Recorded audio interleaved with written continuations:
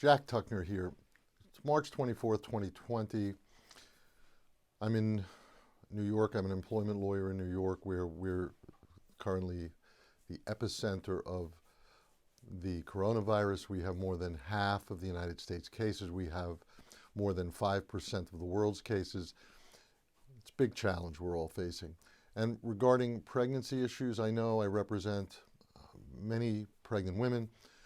With regard to workplace issues, there's a lot of concern, undoubtedly now, regarding pregnancy and safety issues. According to the CDC, by the way, there has been no known transmission of coronavirus to unborn or newborn babies, even from infected mothers at this point. So the same precautions still hold, and be extremely cautious and obviously exercise social distancing. But there's no reason to panic. Children have been largely unaffected, and again, babies none, even from infected women. So of course, check with your obstetrician, of course, and keep up with the CDC guidelines. But it seems that that is nothing to panic about in and of itself. Regarding work situation, here's a tip that's a little bit of the flip side of what's been going on with people losing their jobs, including pregnant women, which remains illegal if you're fired and one of the reasons or part of the reason you were terminated is your pregnancy. But if you work in New York and you're still working and you're one of the employees who's considered by your employer an essential or the 25% of the staff that is still required to report to work, whether in New York City or outside of New York City, you're entitled to flexibility from your employer during your pregnancy. In other words, you're entitled to special treatment, different from your so-called comparator non-pregnant colleagues.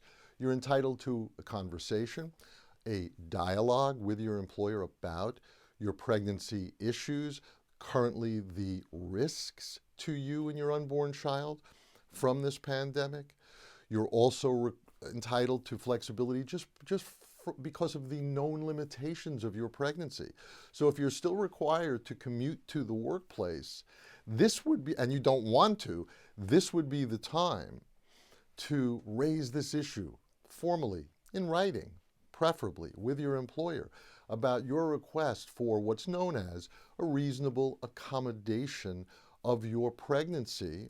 And if that accommodation is that you're not required to get out on the road and go to work and expose yourself to greater risks of contracting the virus, that is something, and that is a request that your employer must take seriously, and in my view, should almost certainly accommodate and grant it, right? Unless they can argue that it would be a severe undue hardship to their business by allowing this for you, and that's a difficult burden, one would think that your employer would strive at this time to be flexible, especially as all you're probably really attempting to do is to get through safely, get through term, get through until your baby is born unscathed by workplace issues or being terminated, or of course by the virus itself.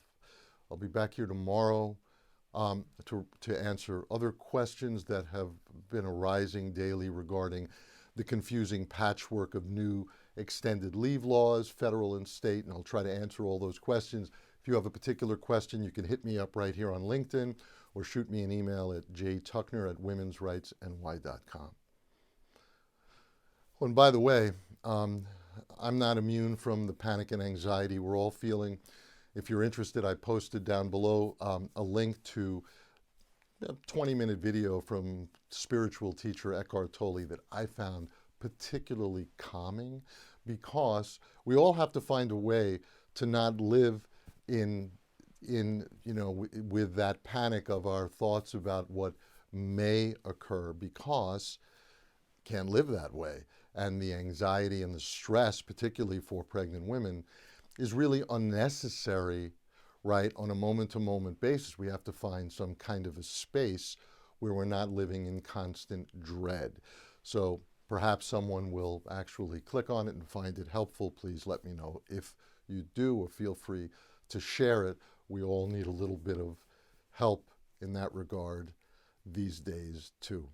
Until tomorrow, this is Jack Tuckner. I'll see you then.